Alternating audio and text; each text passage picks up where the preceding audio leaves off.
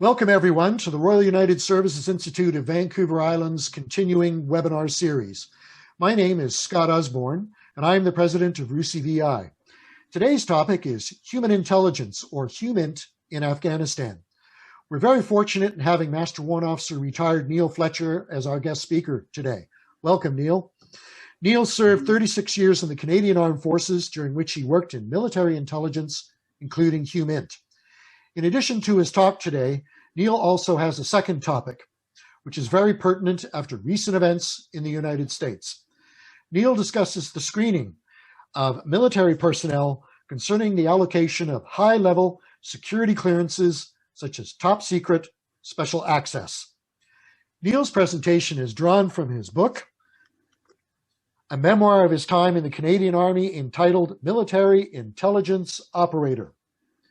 If you served in the Army in the last 30 or so years, or even in the Canadian Armed Forces, you will recognize many issues and highlights of Neil's life in the forces, both in Canada and deployed overseas.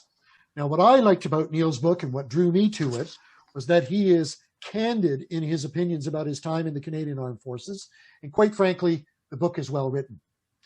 It is available in local bookstores, including Bolin Books.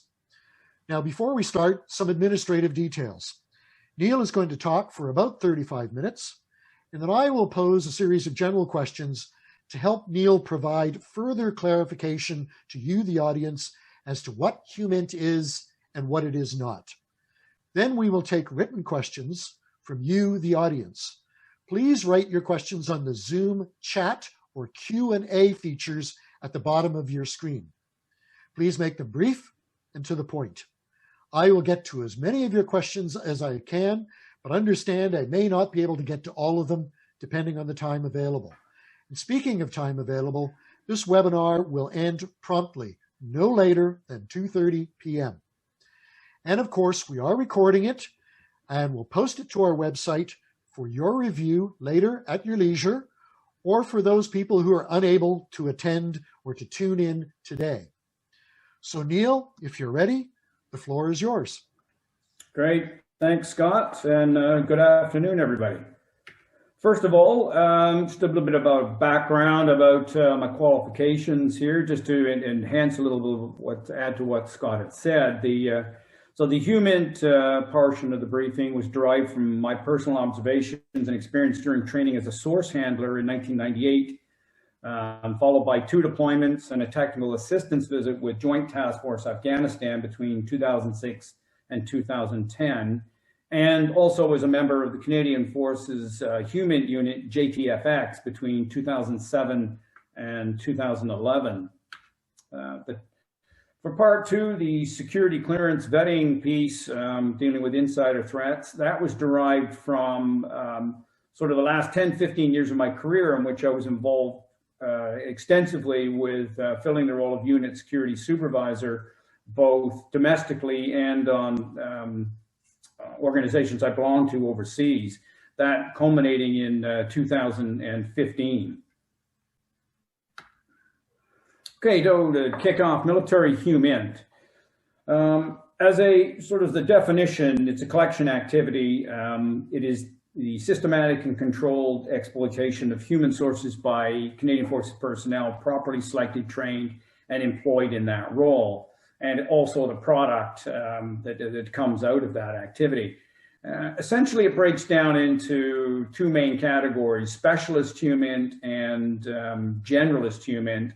And the specialist HUMINT includes source handling, interrogation, and counterintelligence, and sort of most of the rest of it sort of falls out under what we call sort of generalist HUMINT. But to begin with, there are some ground rules about military HUMINT that is important to take away. First of all, like all military intelligence disciplines, it's important to understand that the HUMINT operations exist solely to answer the mission commander's intelligence and information requirements. There's no other reason they exist, and they certainly are not self-generating, and there's nothing untoward about them. In terms of the scope and limitations that keep things above board and maintain that transparency, Canadian Forces HUMINT operators are prohibited by law from targeting and collecting information from Canadian citizens, and that's either at home or abroad when they're on operations. Yeah.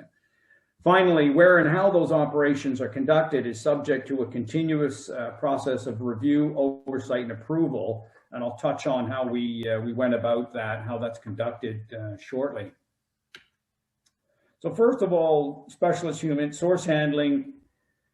Sort of my background with HUMINT is, again, sort of defined by the process by which a person of interest, or a POI, is assessed for his or her intelligence value. Again, it all comes back to the commander's intelligence and information requirements. And they're subsequently recruited by source handling trained personnel for that function. Most of them are between sort of the rank of corporal and captain, the individuals that we employed that I worked with, and they come from across any discipline or most disciplines and occupations you can think of. The key here is you're looking for someone who can develop that all-important rapport. And it's an innate skill really that is not necessarily sort of given, not everybody is suited to it, let's say. And as a result, what we've done over the years is refine that training. When I trained in the UK in 1998, the course was 5 or 6 weeks, sort of designed primarily for NATO operations in Bosnia. And since then, it's expanded to 12 or 14 weeks. It's a much more refined, based on all of the lessons that we've learned over the years. But fundamentally, it all comes back to that same process: is to find those skills in someone, if they and exploit them in terms of being able to develop them. Intelligence interrogation, again, it's defined as sort of the process of trained personnel using approved interrogation approaches. This is how they term it within the capability. It's utilized in acquiring information from captured or uncooperative, we would say, members of an opposing force. Yeah. Like source handling, interrogation exists, again, solely for the purposes of answering those intelligence requirements for the commander and achieving the mission. Counterintelligence is the somewhat of an outlier within the specialist category, but it's absolutely critical. It falls under the sort of the umbrella of force protection, and it's what we call the shield. It protects against both external and insider threats, which will lead and we'll touch on in the second part of the presentation. And by definition, it's those CI trained personnel identifying counteract threats to Department of National Defense and Canadian Armed Forces members, their property and information that are posed by hostile intelligence services, organizations, or individuals engaged in espionage, sabotage, subversion, terrorist activity, or organized crime. The other important thing to note about counterintelligence is that they do have both a domestic and a deployed role. So essentially what they do on the bases in Canada, their role is very similar in that they are employed in protecting our personnel and our infrastructure against, as I said, external or insider threats. Generalist HUMINT is sort of a range of activities that involves the questioning of friendly and neutral cooperatives. So the distinction there is, these are not people that are belonging to an opposition to your opposition force, for instance. These are individuals who may or may not have been trained, have any sort of debriefing or HUMINT skills per se. And generally, especially in Afghanistan, this activity was conducted all the time during routine patrol activity, for instance, at observation posts. Vehicle checkpoints is a good one for picking up information.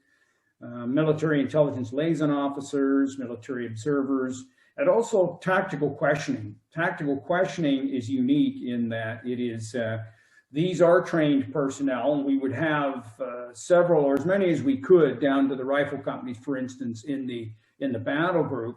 And what these guys do is they're specifically trained to deal with personnel who are captured or detained usually following some form of offensive military action.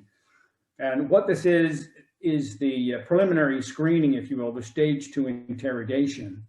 Since the interrogators are co-located with the detention facility in an operation, they can't obviously be everywhere. So these guys and girls are very valuable in sort of basically sifting through detainees, if you will, looking for things at the point of capture, such as the kind of weapons, the kind of material they might have, cell phones, maps, whatever.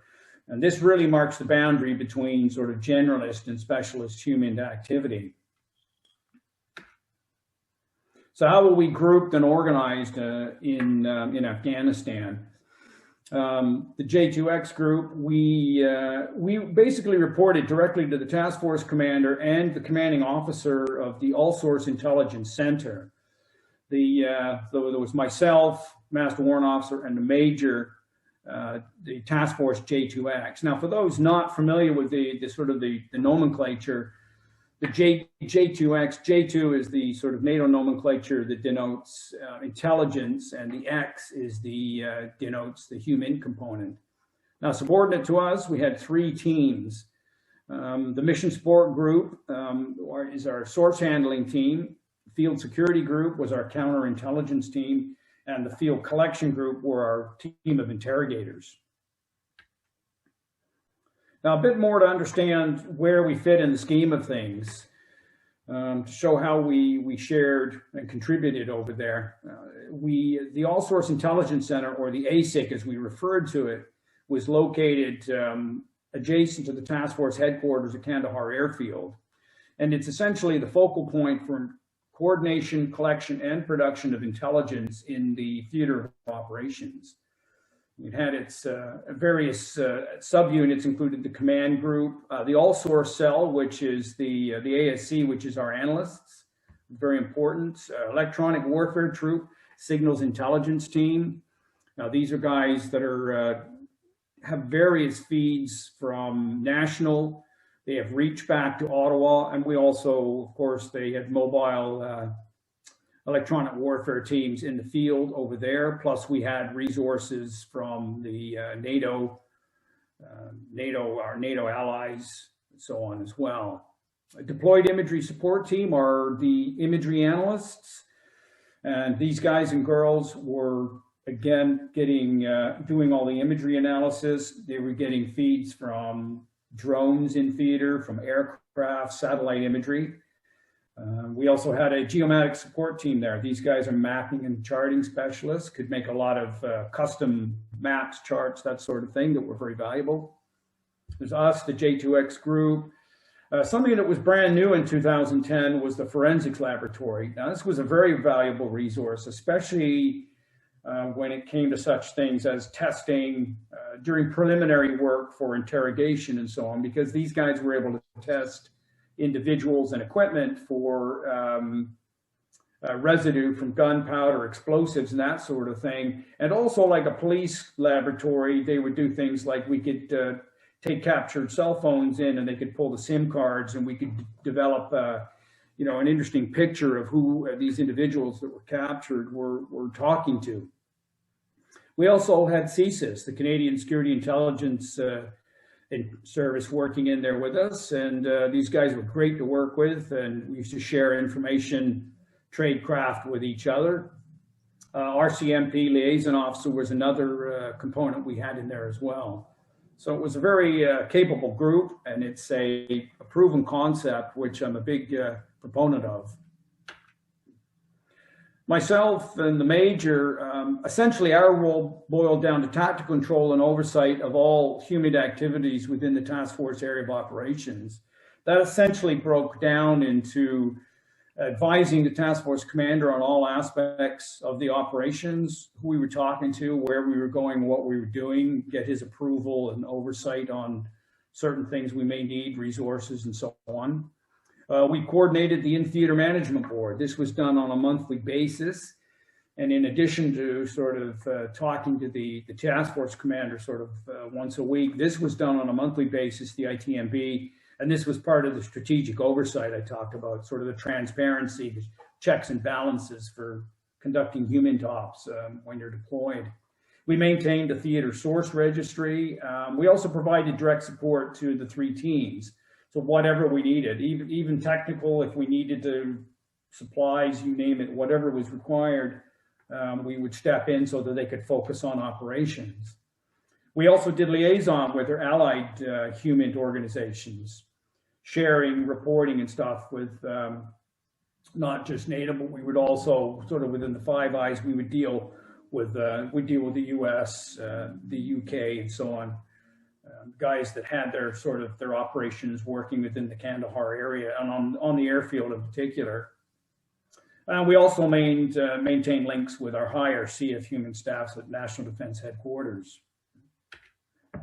So the oversight piece I'd mentioned really is, so once a month we would set up a conference call, very much like this we're doing here today, and with Canadian Expeditionary Forces Command, SAFCOM, and National Defense Headquarters.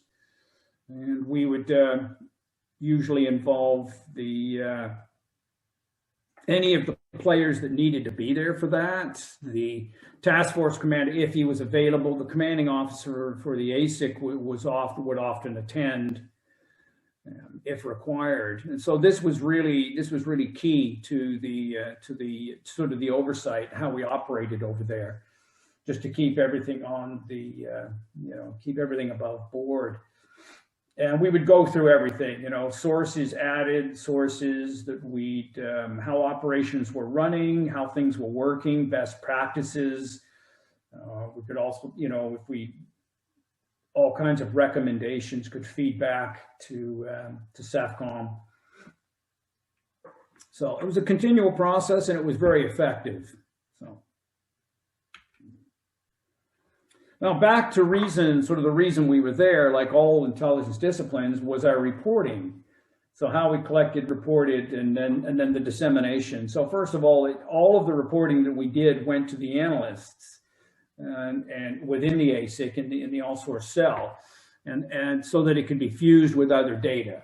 Because you're talking about single source here, it's important that that be fused and corroborated with imagery, signals intelligence, and so on. The only time that we deviate from that, of course, was if we came across threat warnings. If we had a hot tip of an imminent threat, of course, we don't wait, and that would go out sort of immediately by the fastest means possible.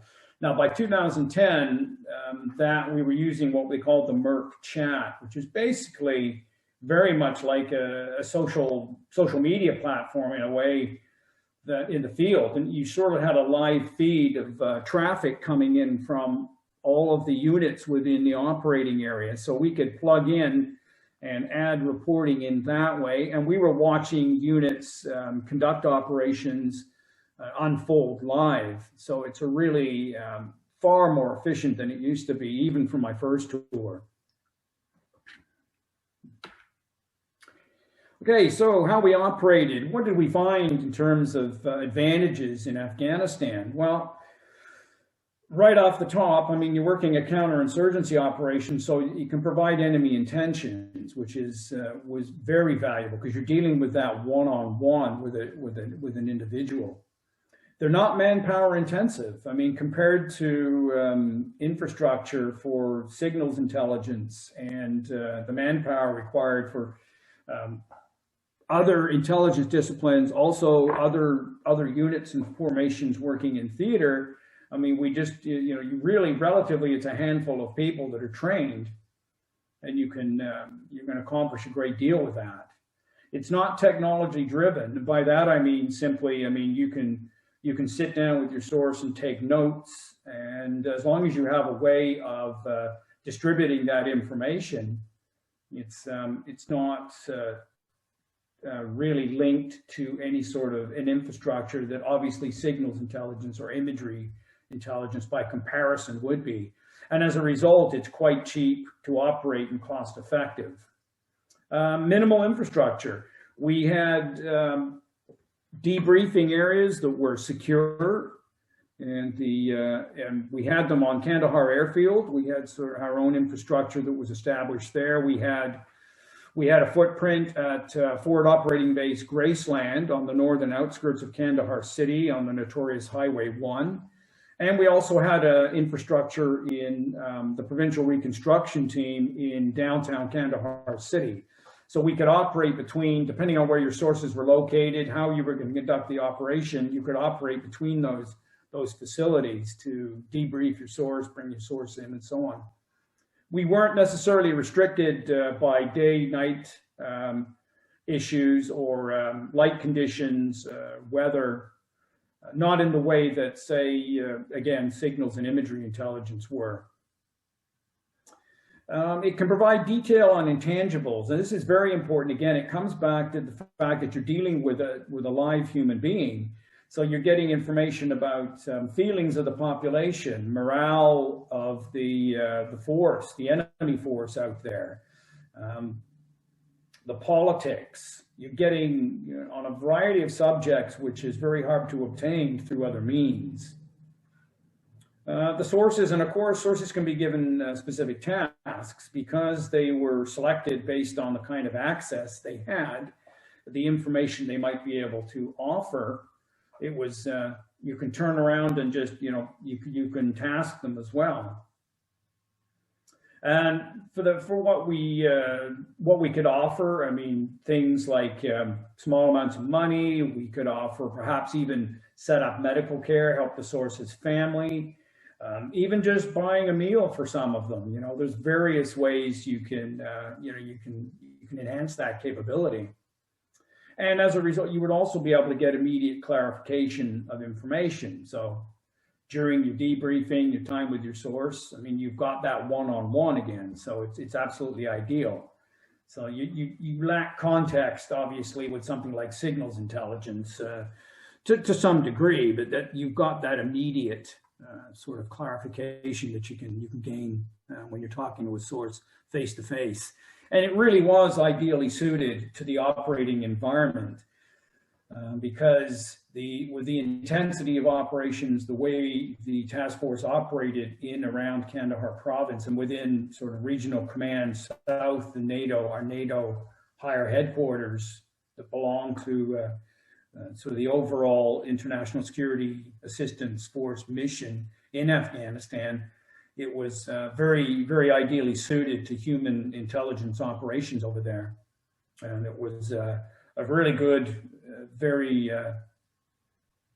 productive capability in terms of what I'd seen from my very first times in theater in 2006.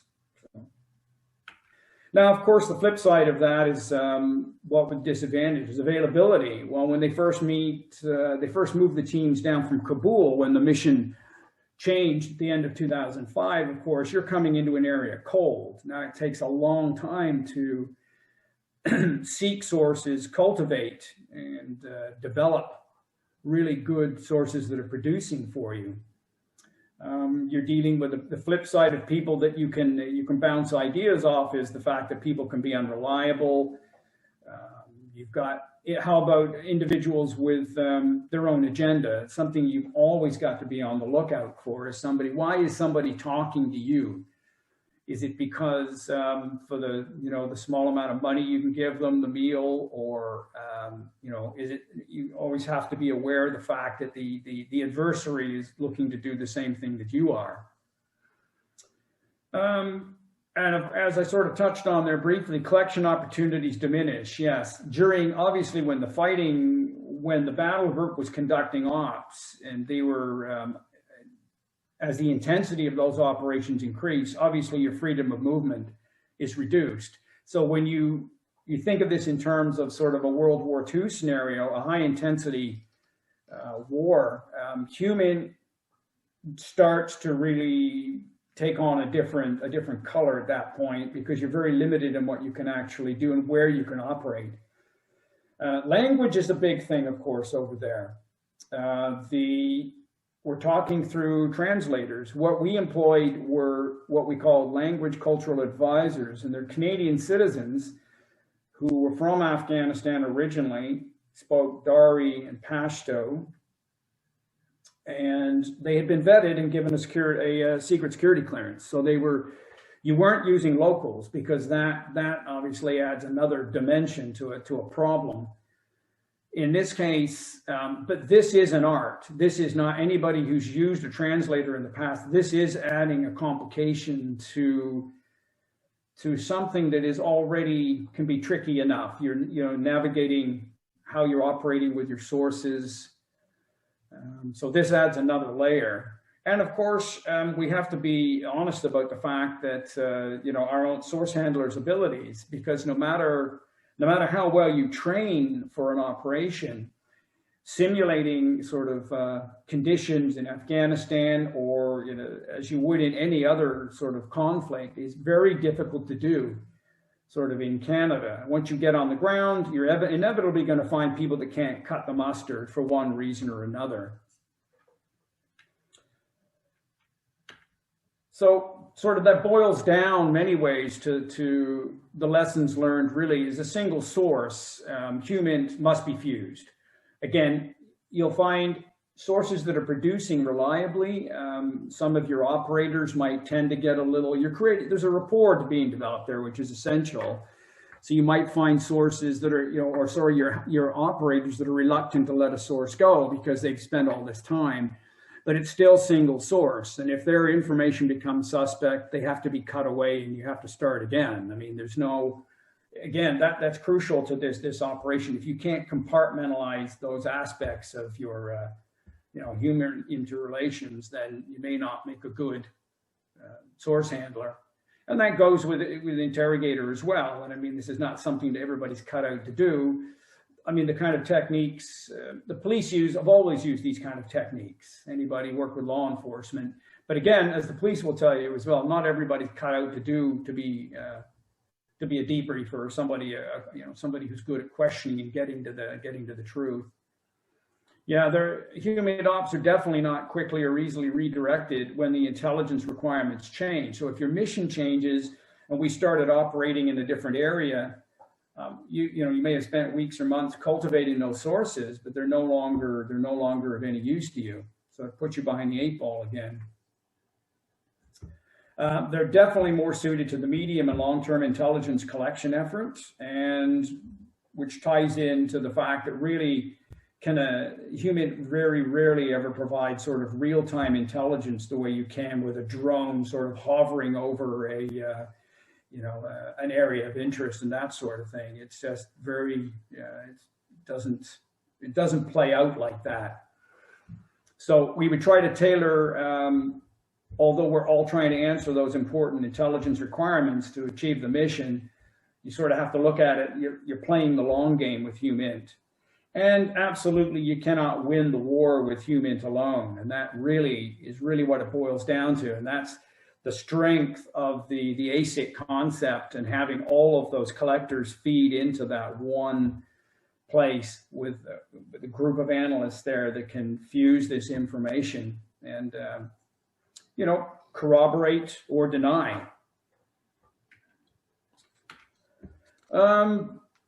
Taking that piece into sort of the last part of the briefing, security clearance vetting, really from sort of the counterintelligence aspect here with what's been going on. Something that's been in the news quite a lot lately. Just to step back very quickly on this piece, it's just for those not familiar with how security clearances work within the military and the government, it's just there's a world above top secret that it's in the public domain, but very rarely in the newspaper. Very few people really sort of understand the significance of that.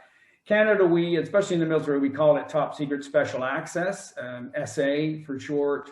It's kind of a shorthand. It's also in the literature referred to as enhanced top secret. You may have seen that pop up in news reporting recently, especially after the release of the arrest of Cameron Ortiz, which popped up again in the news, I think a week or so ago. And it's something I worked intimately with off and on for the last 10, 15 years of my career, culminating in 2015. Now, those of you ex-military have worked in a sort of among the Five Eyes community, especially with the US, and by Five Eyes, I mean Australia, Canada, the US, the UK, New Zealand. The special relationship we have with sharing intelligence, it's also more commonly known as sensitive compartmented information. So whether it's ETS, hence top secret, TSSA, it's essentially the same thing. It's another level, it's a distinct category of intelligence, and it's a very distinct security clearance that you were indoctrinated for and de-indoctrinated for once you leave the appointment position for which it was required. We joked about the fact that it's the 0.01% club.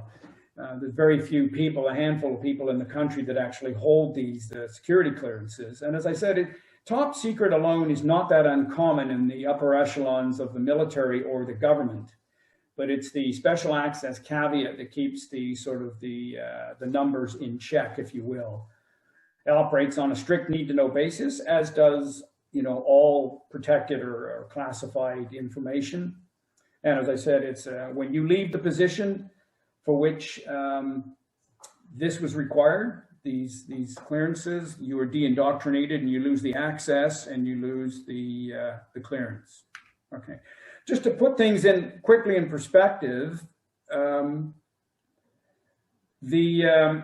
it was really driven home to me, the gravity of the significance of these clearances, because it's sort of abstract when you first join the branch. I was a young NCO in the early 90s until they handed me the sort of the registry in Ottawa, and I saw my name on a list next to the Prime Minister, Minister of Foreign Affairs, the Director of CSIS, you know, the Commissioner of the Mounties, Communication Security Establishment, and so on. It's absolutely, it is the takeaway. It's the highest form of security clearance and access that this country can bestow on its citizens.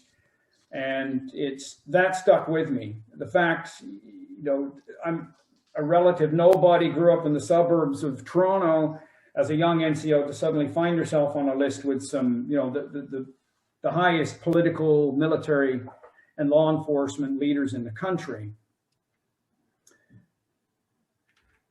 Having said that, other notable individuals who have held this clearance and sort of the crux of this piece, Cameron Ortiz, Director General of the RCMP's National Intelligence Coordination Center, who was arrested at the end of 2019.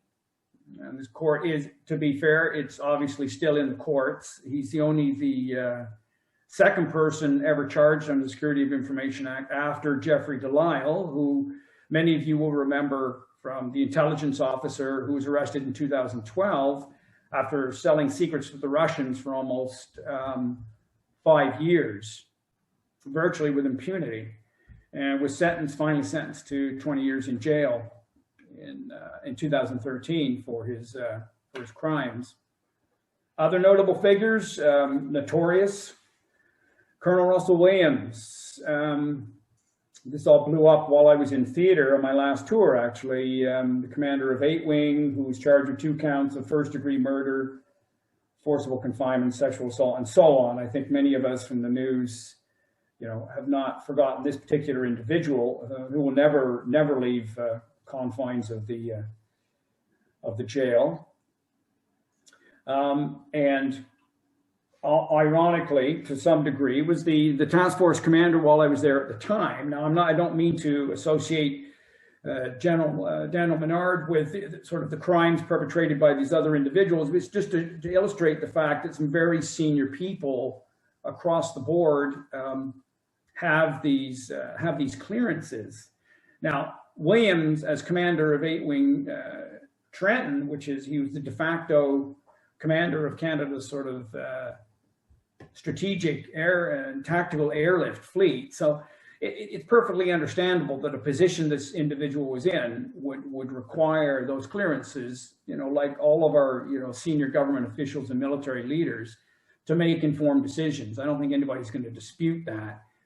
I think the point here is more of the fact that, that these, how tight was that net in a way. Now, there's a flip side to this I'd like to touch on, and what that is first to understand that for military personnel, there is no psychological, cognitive, or emotional testing and vetting for those who are designated to hold these above top secret clearances and access. And that's either initially, before you're indoctrinated, or during the period of what they call aftercare these days, which is anybody with a top secret clearance or above has to be renewed and re-vetted every 5 years. And I've worked with individuals, who were not a threat to the country, but they were certainly a threat to themselves. 2 individuals, personally, I knew committed suicide. The point here being that, if these, had we sifted and screened a little more rigorously, perhaps these people, all of these people, would have been selected out. So who sets the standards in Canada? It's the Treasury Board Secretariat. They're the lead government agency who set standards for security. But what's important to understand here is the fact that they do not conduct the interviews. They don't conduct the background checks. They don't do any of the legwork. They just write the policy, which, in a way there's many, many organizations involved here. You can start to see perhaps how some of these issues might develop.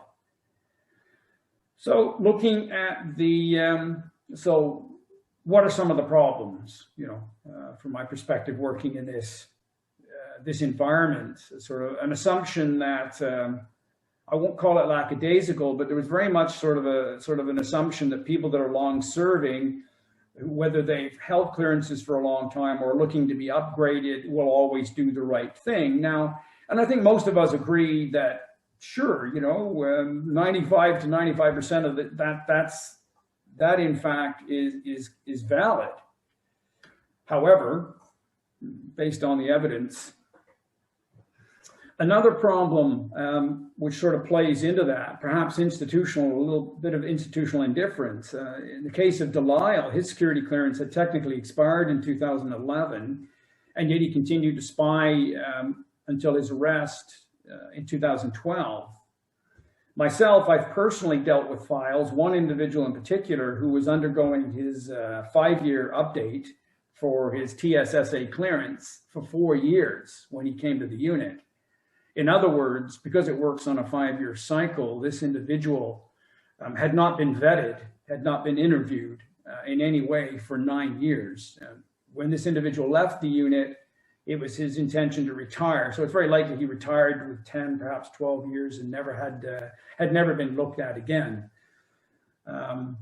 So you can sort of understand that somebody inside the system, when you're in a part of this system, you understand how it works. So if for some reason you find yourself, you're a person who's susceptible to espionage, let's say, you will understand how to sidestep to some degree some of these checks and balances. So clearly it doesn't work. It's not really getting the job done. It's not weeding people out. In 10 years, we've had these breaches keep happening at this level. And as the adjunct Professor Wesley Wark commented after the arrest of University of Ottawa, he commented after the arrest of Ortiz that you cannot have an internal security system that is meant to deal with insider attacks rooted in a concept of trust. And I think that's very much been my experience within that system. You're part of the club, you're a good guy, you're a good girl, we've got other things to do, everybody's short-staffed or what have you. But yeah, it hasn't worked. Yes, we'd like to, you're dealing with individuals, it's complex, but the net certainly has to go wider than a simple criminal records check or sort of a financial history check, which is generally, these are the first sort of things they're looking for. But when you're dealing with people who may have a mind for espionage, for instance, these people are very intelligent, and petty crimes and that sort of thing isn't going to, they know enough to not to be caught out through something quite that simple. The net simply has to be cast wider. You have to go further afield and get to who individuals really are. So there has to be sufficient depth, honesty, and consistency through the aftercare period to make sure that that our trustworthiness among our allies, which is a big thing, is that's reinforced, because there's no hiding the fact. The list that we have in Canada, our allies, our Five Eyes allies, are well aware of who has access to these clearances because of the nature of the way the sharing agreements work. So just tying it together, it's not sustainable. We can't have breaches at this level anymore, because it would be on a personal level, like how many times do you lend your neighbor whatever? You lend him something, he never returns it, or he keeps losing secrets, or you entrust them. Eventually you're going to pull back, right? Everything here is based on trust. And the fact is that, it's the damage this can do. I mean, I can't really overstate it with these clearances. I mean, Canadians can lose their lives, the lives of our allies. And at the very least, I mean, as these breaches can continue to happen, they're looking at it going, okay, Delisle was what, 8 years ago? We've got Ortiz a year ago. Are they not taking this seriously? And you might have analysts theoretically starting to, well, maybe we won't share that anymore, and that's not a place we want to be. So this stuff is going to come up in the news, and I will just say that, as the Ortiz affair unfolds, we'll just add a little bit of context, I think, for that as his trial. Although that said, most of what will occur as the next year or so as he comes to trial will be, I suspect, behind closed doors. But this hopefully will just, add a little context, and I just reinforce the fact that that we cannot sustain another breach at this level. So that essentially, Scott, is that. Okay, thank you very much, Neil. We're going to go through our general questions here. In your presentation, one of the slides showed you wearing civilian dress, including the wearing of beard. I know you've got a beard now, but you have other photographs showing you originally clean shaven. And this is for usage when you went outside the wire in Kandahar. Now, special forces often wear civilian dress during the conduct of their ops. What was the purpose of wearing civilian dress? And HUMINT are not special forces, are they? Absolutely not. No, there's no connection with special forces. The reason we had relaxed grooming standards was because the area of operations allowed us to operate that way, and we used civilian pattern vehicles, sort of Asian versions of the Toyota 4Runners were some of the vehicles, for instance, that they're by the thousand on the roads in Afghanistan. And so with the civilian dress and the beards, which is sort of very culturally appropriate in Afghanistan, this gave us the ability to operate discreetly, but no connection at all. Although that said, we do enhanced weapons training and that sort of thing to go in, because you're operating separately. So you've got to be able to, look after yourself when you're operating in convoy, that sort of thing.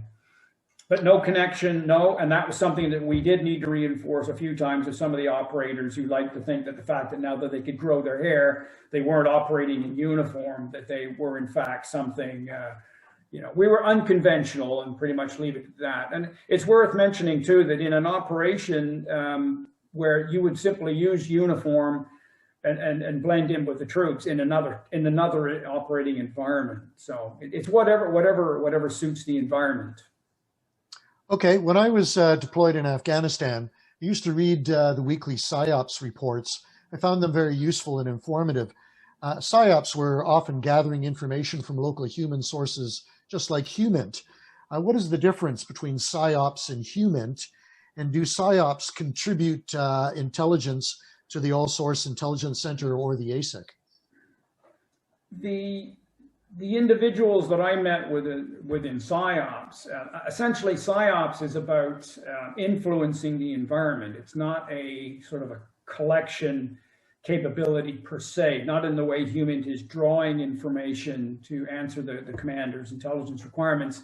But what they did do, that said, they would use the current intelligence that we produced in the ASIC to help develop their PSYOPs plans, to understand how better to influence the environment. You know, that PSYOPs being hearts and minds, if you will, anything that that might, everything from CIMIC was involved in that too, civil military cooperation. So it starts to get very blended there. Whatever you're doing to influence the environment to sort of show the people of Afghanistan, for instance, that we're there to help them. Okay, you used the term fused with other data or fusion, and I think you've sort of covered what it means when discussing the ASIC, but maybe you can just elaborate a bit on what you mean by the term fusion, and how is that different from the way intelligence was collected before the founding of the ASIC?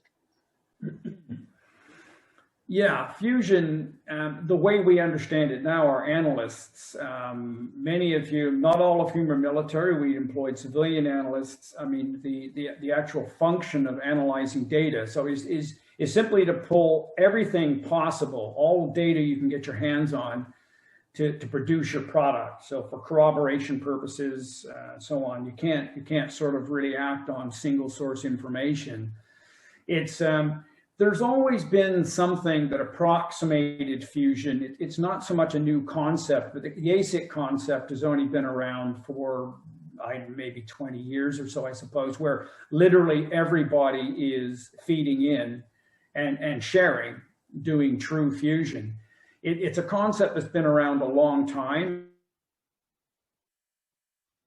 Battalion headquarters, for instance, you're essentially doing fusion because your collectors are coming into the headquarters to the int section, the intelligence section, and you're taking everybody's data.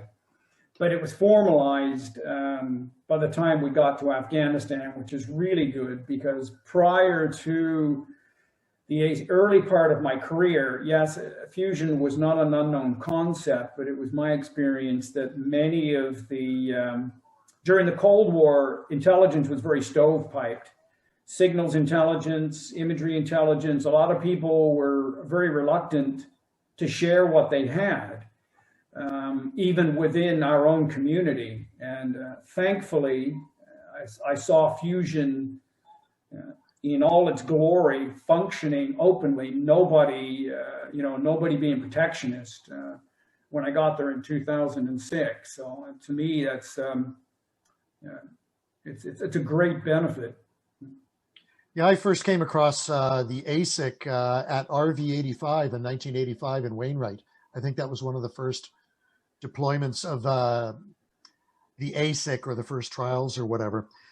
Your book, Military Intelligence Operator, addresses some of the structural and doctrinal changes that improved HUMINT, in particular from your deployment in 2006 and subsequently in 2010 to Afghanistan. What do you think was HUMINT's most controversial tool in successful development of intelligence in Afghanistan? By that, I mean something that was controversial, but yet was ultimately successful. Well, the first thing that comes to mind, of course, is interrogation. Because interrogation, to many people, to many of the audience, probably, perhaps still, has got, it evokes images of columns of prisoners of war being marched into PW cages. It also, unfortunately, evokes sort of physical coercion. And it's nothing, it really is nothing of the sort. As again, I mean, these questioning techniques, the approaches they use to question are utterly transparent. There's nothing sinister about it. Unfortunately, just the term itself, because of incidents in certain Abu Ghraib, for instance, in the early part of the Iraq campaign with the Americans, it became toxic. There were abuses that happened at detention centers and so on, and there were allegations of torture. And that's just simply, it's simply not the case with the way with the oversight that we have. It's just, yeah.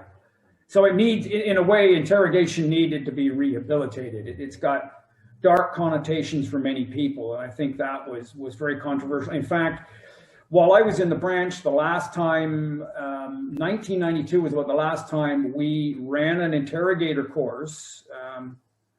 And to be perfectly honest, after Somalia affair and everything else, I really didn't think Canada the government was going to sign off on allowing us to resurrect that capability. Thankfully, they did. We were able to, to show the benefits of it. The name has become something somewhat toxic, perhaps. But again, I mean, these are techniques are age old. I mean, police forces use them. Very similar sort of techniques. It's nothing new. It's just unfortunately it had become tainted. So and it was very valuable. Wasn't the paying of your human sources, giving them money, wasn't that also controversial? Oh, certainly, yes, yeah. Before, early on, by the time being able to pay sources a little bit of money. I mean, we're not talking about great amounts of money here. It allows you to, and a lot of this came from a lot of the training we did with the UK and so on. They've understood the fundamentals of what makes HUMINT work and what doesn't. And you have to be able to go above and beyond a little bit, especially in a place like Afghanistan, where you've got the standard of living is quite low. Somebody may have a job and a family, and if you can help them out with a little bit of money, and you can also, it's an enticement, right? It's an incentive for them, and it maybe get some medical care, maybe provide whatever you can provide within reason, and that was part of our job there. As myself, the J2X staff is sort of overseeing that kind of thing. So it gives you more opportunity. Yeah, in fact, when I was in Afghanistan, I'm sure it happened before during your deployment as well, but we were actually paying people to turn in IEDs. So every ID they turned in, they got $10 or something like that. So, but it was a way of getting IEDs off the field, so to speak, and making them safe by basically eliminating them.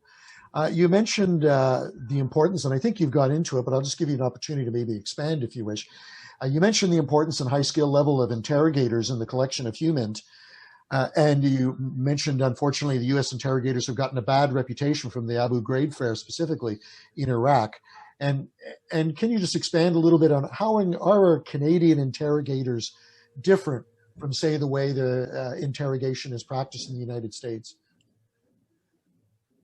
Well, I can only speak for the military personnel in Canada, and I'm not a trained interrogator either, but I will just say that the oversight that we undergo, that continual process, is extremely rigid, and it's transparent. And obviously, I cannot obviously speak to the incidents sort of in Iraq. One thing I will say is that it's a lot of the problems, a lot of the crimes perpetrated in those incidents were actually perpetrated by sort of the military police, not all, but ran the facility. See, that's the role of military police, and it's the same thing in Canada. The military police ran our detention center in Kandahar as well. But I honestly can't conceive of that, at all, the way with the oversight that we have. That said, I mean, I couldn't conceive of Delisle, Russell Williams or Ortiz, individuals holding, these stratospheric security clearances, doing what they did either. So, Okay, RUSI VI published a special newsletter in early January providing some articles to give background for today's presentation. So it was offered to our members who wanted to participate in this to give them some background that they could read into before the presentation. In it, we included 2 articles. The first was on Joint Task Force X, which is the Canadian HUMINT group. And the second one was entitled The Ultimate Guide to Human Intelligence. Now, when we were putting those articles together, we didn't realize that the second article was actually an American one and referred to the American HUMINT practice of, and I quote, recruiting spies and foreign agents, end quote. Is the recruiting of spies and foreign agents a Canadian HUMINT practice? And if not, are there other significant differences that you might be aware of between US and Canadian HUMINT? Okay, again, you got to differentiate here between military HUMINT, which is the only thing I've been involved in, and absolutely not. Terms like spying and that sort of thing is you stay as far away from that as you possibly can. That's not something you do in the military whatsoever. I mean, that would be the domain of CSIS in Canada, for instance, and that's really, but certainly not within the military. Okay, finally, for the general questions, given that the war in Afghanistan seems to be coming to an end, or at least the end of American participation and coalition participation under ISAF and NATO involvement, do you have any final thoughts about your service in Afghanistan, or even thoughts about that country's future? Well, I will say that the time that I spent there, I saw the changes, and I saw the sort of the quality of life change, schools being built, and so on and so forth, and the sort of the slowly rebuilding of a sustainable, secure environment, government, the military, and that sort of thing. So, I mean, it's come a long way, but when you consider where they were when we first went in the end of 2001, 2002, when the U.S. and NATO went in, it's come a very long way. Honestly, in terms of where the future lies, the talks now, the Taliban, nobody, I think at the time when they were routed, I don't know, very few Western analysts anyway foresaw the fact that they would still be a force, 20 years later. And now that the talks that are going on in Qatar, for instance, they've been legitimized to some degree as an entity. So I would imagine, that there's going to be a role for them to play somewhere. But beyond that, I honestly, the grassroots, the will is there at the grassroots level, hopefully to take it forward, and that, that the worst part of the conflict can be put behind them. Beyond that, though, I would pure speculation. I got a question from the audience now. Leonard Jenks asks, because I don't think you had it on any of your slides, the number of personnel, all sections in the ASIC, you divided up into those three groups. How many people would be in each one of those groups, and thus how many collectively in the ASIC, realizing that obviously every mission would be different, but just as an example in Afghanistan, how many people would there be? Yeah, well, for the J2X group, for the HUMINT, we were about, I did have that in my notes, I skipped over it and I mentioned it. Yeah, it was about 21, 22 people is what we were looking at. So, and that would sort of, that was it. So it's not a very big group. The ASIC as a whole grew to over 100 people in terms of what it had under command. So it was very impressive in terms of its capabilities. But again, it's one of those things that's tailored for the mission. So a mission, wherever the next large deployment is, it'll look perhaps slightly different. A lot of the same collectors will feed in, but again, it all comes down to what the mission is. But yeah, so over 100 people were working in the ASIC when I was there, when I left, and of course, that was more or less the peak because the combat mission ended at the end of 2011. So that was, I don't believe it grew that much after that. Okay, question from John Azar. There is you may or may not be familiar with this paper, but he says there is a 2014 paper from the CF College on bias in intelligence gathering. In your view, where is bias most likely to result? At the analyst level, the users of the analysis, or elsewhere? And how broad is the background of analysts to prevent a single-minded view when looking at information?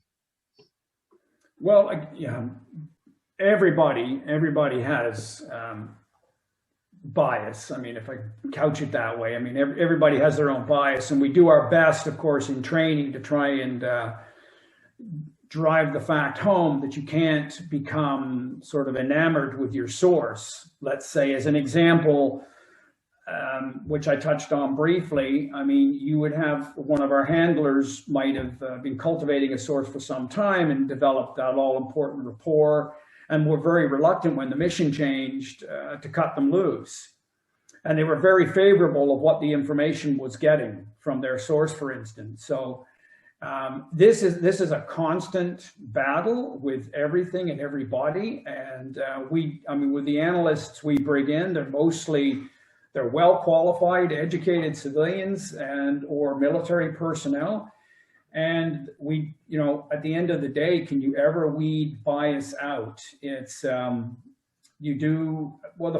a fusion center to begin with, where you've got various viewpoints, opinions, and feeds coming in, it is a good way to help do that. If you work in isolation too much, perhaps you get locked in ideas. I mean, back when I was Germany and working with a battalion or something, you tend to see things, you had a very myopic view of the world. But no, I don't think there's a simple solution to that. I think bias is a problem we're going to be dealing with as long as there are militaries and people. Okay, I got a question from Corporal David Cow, and Corporal Cow is with 3 Int Company in Halifax. And his question is, sir, how vulnerable is the IT support for TSSA to enemy penetration, e.g. the solar wind incident recently? I'm not sure if you're familiar with that, but. 3 Int Company, interesting. That's, I was the ops warrant down there in Halifax in 2005, 2007. I honestly, the technical side of that piece, I honestly can't. You're talking to the wrong person. Yeah, susceptibility of systems. The only thing I've worked with is the administration of security clearances. To be honest, no technical aspects, vulnerability. That's not my. It's not an area that I could really comment on. Okay, I got a second question from Corporal Cow, and he says, since you were a source handler, did your identity make your job, and I think he's referring to your nationality, did your identity of being a Canadian make your job easier or harder compared with your US or British counterparts? Any thoughts on that? Well, that's a very good question, because it speaks to the sensitivities, the political sensitivities of both yourself and the and the people you're talking to. So every mission, that's going to be different. As far as if somebody has a problem with Canadian politics or US politics, I mean, Canada was, speaking for Afghanistan, we were viewed relatively benignly, I suppose, compared to the sort of the view that certainly the Taliban held of the US, but we're still part of the West. So perhaps, we're not as influential, but again, that is really something that's going to change mission by mission. And that comes right down to your own personal beliefs as well. Working in HUMINT, when you're over there, if you've got any, personal biases, let's say, or whatever, any number of things can be an issue on both sides of that equation. Did it help us? If that's the question at the end of the day, I'd like to think so, but it's difficult to say with any certainty. Okay, a question from Richard Savard. Does JTF-X have a role in detecting white supremacists in the Canadian forces? Well, I honestly can't speak for the unit and their fund, but their role is to produce and prepare source handlers, interrogators, HUMINT capability for deployment. That is not really their domain. I mean, that's why you have Canadian Forces Intelligence Command, why you have CSIS, you have CSC, who are looking at those issues. So JTF-X is primarily an organization which is, although it does have its own intelligence in organic intelligence section, it's there primarily to produce and sustain the capability, the HUMINT capability for the Canadian Forces. Okay, from Craig Cotter, HUMINT faded from being a capability used around the turn of the century to year 2000, with reliance increasing on drones, etc. Was the reestablishment of HUMINT function a steep learning curve for Canada? Oh, I would say so, and for a lot of reasons. Because when I first joined the branch, there was a struggle for a long time. During the 90s with Bosnia, when Bosnia ramped up, we began to push to try to get individuals to take the course in the UK, get trained, and go over, so we could develop a small cadre of people who were trained in HUMINT. Prior to that, we paid lip service to it more than anything. But it's we've gone through a number of permutations. For one thing, the intelligence branch believed it was theirs to hang on to, and that we were going to try and produce. There were people that wanted to hold on to that capability, which is thankfully the branch lost that battle, because the innate capabilities, the personal characteristics that you need as an individual, I mean, they come from all occupations. People that are good with people, developing a rapport, you can't limit that to a small branch of a couple of hundred people. So it was difficult to get it up and running and to prove its worth. And it's there's many times when the mission ceased in Afghanistan, when the combat mission, I was curious to see whether or not they ever can continue sort of supporting that, the role of JTF-X and so on, and maintaining that capability. And thankfully they have. I mean, it's proved itself to this point now that we're not going back. So yeah, but it was very difficult at first. There was a lot of resistance for people to even take it seriously, to look at it, because yeah, during the Cold War, signals intelligence and imagery intelligence were the meat and potatoes in Canada. Okay. Question from Jamie Hammond. In the early years in Afghanistan, there were incidents where corrupt Afghan leaders fed information to U.S. forces in order to target their personal rivals.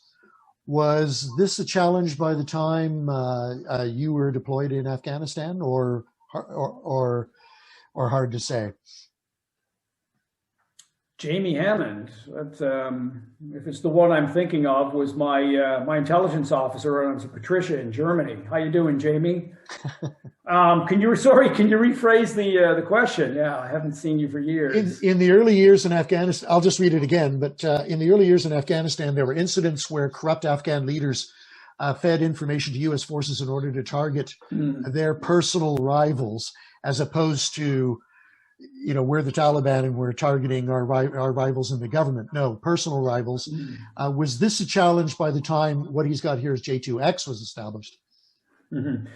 I mean, for HUMINT organization, that never goes away. There's always a threat that the individuals you're talking to have an ulterior motive. You know, I mean, just to get right to the baseline of it, that was something that we during my tours, I don't recall any specific examples that would to illustrate the point of us being infiltrated. Again, I think this was I'm not to say that this wasn't an issue. I don't recall us coming up against that as a problem. Perhaps the Americans and the presence that they had may have come across it, but I can't really speak to that as being impacting us directly while I was there anyway. I got another question from Bill Curry. It's kind of a broad question. How does Canada rank in intelligence gathering within the Five Eyes? How do we compare?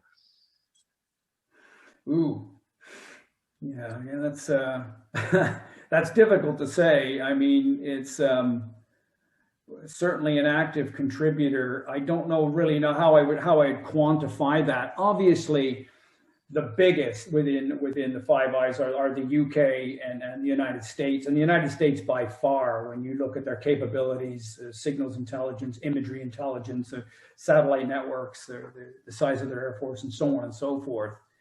What generally happens within the agreements, within the Five Eyes agreements, are what we do is they sit down and they will look at things that, say, Australia is good at, Canada is good at, whatever the intelligence, whatever discipline it is, and they will carve up things like that. So you have niches where Canada might sort of focus on an area to allow sort of the UK, New Zealand, Australia to maybe focus elsewhere. But obviously, we can't produce on anywhere near on the levels that the US and Britain produce on. I mean, that's just, I think probably goes without saying. Okay, from Leonard Jenks, this is to do with top secret security clearances, etc. Should a specific human reliability evaluation be conducted in conjunction with all higher level security clearance updates? Everything, everything should be looked at. Every and all tools should be looked at. Again, like I said, we can't afford this assumption of trust. Now, you don't want a paranoid workplace, but on the other hand, the idea, for instance, that someone can be indoctrinated to something at this level, and even during the period of aftercare every 5 years, and go as long as 4 years under the old system. Now, these systems are changing, as I understand. A lot of the policies were rewritten sort of the end of 2014, 15, and now they're going to happen again. This has all got to be, it's all got to be reviewed again in the wake of the Ortiz, because of the real damage this can do. No, absolutely, you can't stop. You've got to cast your net wide, and that means going well beyond, as I said, I just in a criminal record check or financial history check. You need to go beyond that. I mean, it's the human dilemma, isn't it? You've got to go beyond the facade that we all present to the world, and you need to get to who these people really are. There's no other way, and that means going far and wide. If you need going back into, dealings people have had in early, in their youth, whatever it takes. I mean, it needs to be done. Let's just put it like that, I suppose. Okay, the next question is sort of a follow-on to that, and it's from Alex Greer. With an expanding vetting process, again, higher level security clearance updates, how do we keep such a process from becoming something of a witch hunt process? And I guess what he's alluding to there is you end up looking at something the person did 35 years ago or something. And how valid is that still? Do you end up tripping over privacy rights and whatnot? But his question there, if you can sort of address that. Sure, and that's the kind of thing that people have. That's come up a lot in the news reporting around Ortiz. It came up around the Delisle affair as well. That people counter with, oh, but we don't want a paranoid workplace. We don't want people snitching on each other, and so on and so forth. No, you don't. You certainly don't. But put it this way. I mean, none of us are above scrutiny. None of us are. Above, have something in our past or in our present that is, and we have to accept that fact. I mean, it's just simply a fact of who we are, accept the fact that as human beings, we're flawed. And, as far as, if you are going to be entrusted with the highest security clearance and access that this country can bestow on you, you have to be gone over with a fine-tooth comb, essentially. And I don't think that has to be onerous or insidious. I think it just simply is what it is. I mean, it really, that net has to be wide. And yes, I mean, something you did 35 years ago, this all has to be taken into consideration. It doesn't mean it has to impact you or negate the fact that you can hold the security clearance. Again, none of us are angels. And I don't care who you are. I mean, Mother Teresa might have had a tough time passing a screening, if you go deep enough. I mean, I'm just saying, it's human nature. But you cannot have it based on the concept of trust. Once you're in the club, yeah, you're good to go. I mean, that, that ended up, Delisle, Russell Williams. I mean, God forbid. There's someone who, if we'd have had a robust psychological profiling and emotional cognitive testing in place for military people, perhaps he would have been weeded out before things got to that point. I don't know. I mean, I'm not a psychologist, right? But simply, I'm just talking from experience over 27 years holding these clearances, and how, as you went up, I just noticed, personally, that the scrutiny would get less because you're a known commodity. And for sure, the thing is we all want to believe our colleagues are above board, and 9 times out of 10, that's going to be accurate. But when you're in that world,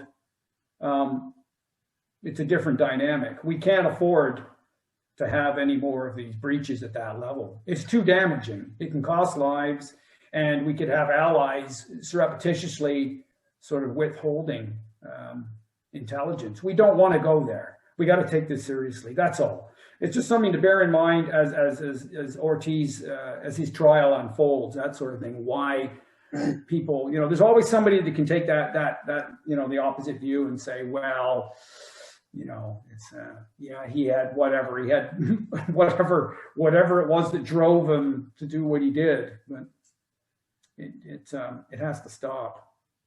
Yeah, of course, the problem is it's like detecting an axe murderer. He's not an axe murderer until he does it, and then of course you hear a whole ream of commentary from all the neighbors and relatives. And he seemed like such a nice boy. Yeah, he was quiet, always kept to himself. Yeah. And there was no outward indication. And of course, there may have not been any outward indication in that particular rather crude example.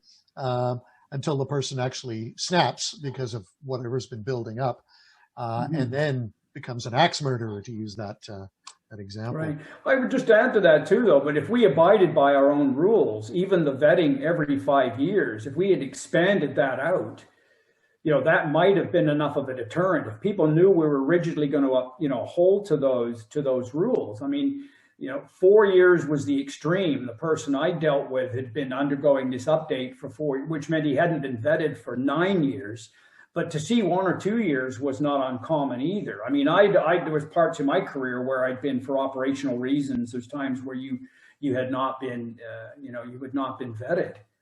But I mean, it's, but here we are. I mean, the evidence speaks for itself. Yeah, okay. I got a comment from Jamie Hammond here. He says, "Hi, Neil. Great, thanks." So I think he's just confirming that he is the Jamie Hammond you think he is. And I'm just looking around to see if we've got any other questions. I think we've... okay, wait. Here's another one. This is John Azar again. Internal security. If someone has suspicions, how easy is it to come forward, which ties back to what you were just discussing. Is whistleblowing generally seen as culturally positive or negative in the armed forces? Well, that's very thorny as well, because there's a lot of factors, yes, working against that. You're part of a team, and that is certainly something that might put somebody off. But if you have serious suspicions, then you've got, you really, that's, like I said, we have the only HUMINT operators that have a domestic mandate are the counterintelligence operators, and they're available across Canada. They're available any of the bases, and if you're an active serving member, that's where you begin. Those guys are there. They're a great bunch of guys, and you go in, and you're not ruining somebody's career because you've got a suspicion. They're not going to start tarring somebody's reputation. It's all done in confidence, and it will go from there. If it doesn't lead to anything, then great. But yeah, and I don't think you have much of a choice in that regard. Not something that's completely idle, but something that you think is quite suspicious or serious or whatever. You have an obligation at some point to report it to a higher authority, if for no other reason that if you don't, you potentially make yourself complicit in whatever it is that you think is suspicious. At some point, by saying nothing, you're in effect endorsing it. And I don't think you want to be in that position. So you've got to bring it up and then trust the authorities that they're going to look at it and say, no, it's not valid. What you saw was out of context, out of place, or whatever. Mm-hmm. Or it is a little bit valid, or it is a lot valid. But you're certainly, as I think the theme of your security clearance discussion is that you're better off knowing and determining that it is benign than you are not knowing whether it's benign or prejudicial or very serious or whatever. And so you're better with knowledge than without. And I think that would be a good way to sort of sum up the concept of tightening up the higher level security clearances. At this point, I'm not seeing any other questions. I'm just going to do a quick check because I've got two sources for questions. One is the chat feature, and the other one is Q&A, and I'm not seeing any more questions. No, so we got all the audience questions. It's about 20 after, which is pretty good for time-wise. I'm going to bring this to a conclusion. I want to thank you, Neil Fletcher.